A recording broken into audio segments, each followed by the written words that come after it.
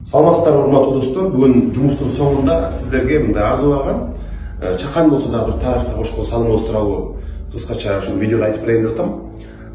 Өзүңүздөргө маалым болгондой, биз ушул саясий репрессияларды тактоо боюнча мыйзам долбоорун иштеп биринчи окуяны өткөрдүк. Ошону кандай иштеп атып, бир топ мындай бир абдан бир кызыктуу маалыматтарга дагы түшүп атабыз, проблемаларды көрүп атабыз.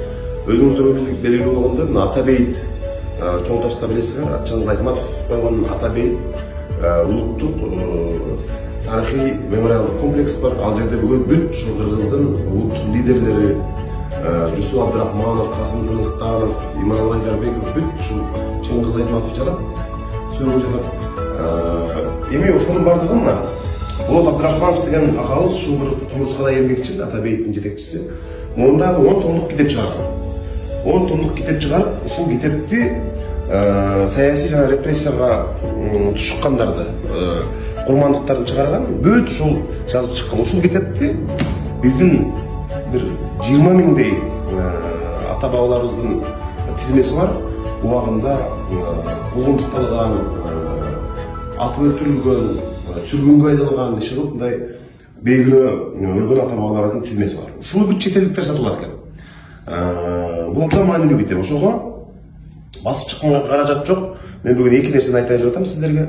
Ушу Болот Абдрахмановдун китебин дагы нускасын көбөйтүш үчүн мен төрага Нурланбек Шакиев өзүнүн фондунан биз суранып, 100 000 сом каражат бөлүп берип, бүгүн Болот Абдрахмановго жана эле тапшырдык.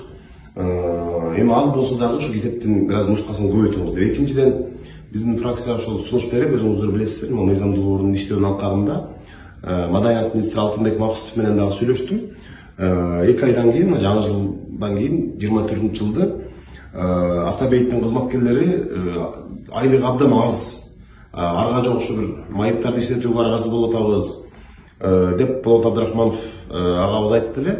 2024-жылдан баштап Атабейиттин кызматкерлеринин айлык акысы, бүгүн дагы Маданият министри менен сүйлөштүм, 2 эсеге көбөйтүлүп, жана штаттык бирлик кошулат. Атабейитте ошол биздин ал жерде тарыхыбыз, аталарыбыздын көз жашы, тилеги, үмүтү ошо көмүлгөн жер. Ошон үчүн биз дайым мындай тарыхты эстеп турушубуз керек. Өлгөндөр даңталмайын, тирүүлөр бартылбайт деген сөз бар. Ушул китептин санын көбөйтүш үчүн ошо бүгүн төраганын фондунан 100 000 сом акча каражатын бөлүп берди, ага ыраазычылык билдиребиз. Жана ошондой эле ушу Атабейиттин кызматкерлеринин айлык акысын 2 эсе көбөйтөбүз. Мына ошентип биз тарыхка, мындай кийинки келечек урпактарга бир биз ким элек, кандай окуялар, кандай оор күндөр биздин башыбыздан өткөн, Кыргызстанды түптөгөн улуттук лидерлерибиз, биздин ошол убактагы саясий элитабыз мындай кандай оор күндөрдү башынан кечирген, тарыхыбызды жаштарга айта жүргөнүбүз жакшы деп эсептейбиз. Рахмат сиздерге.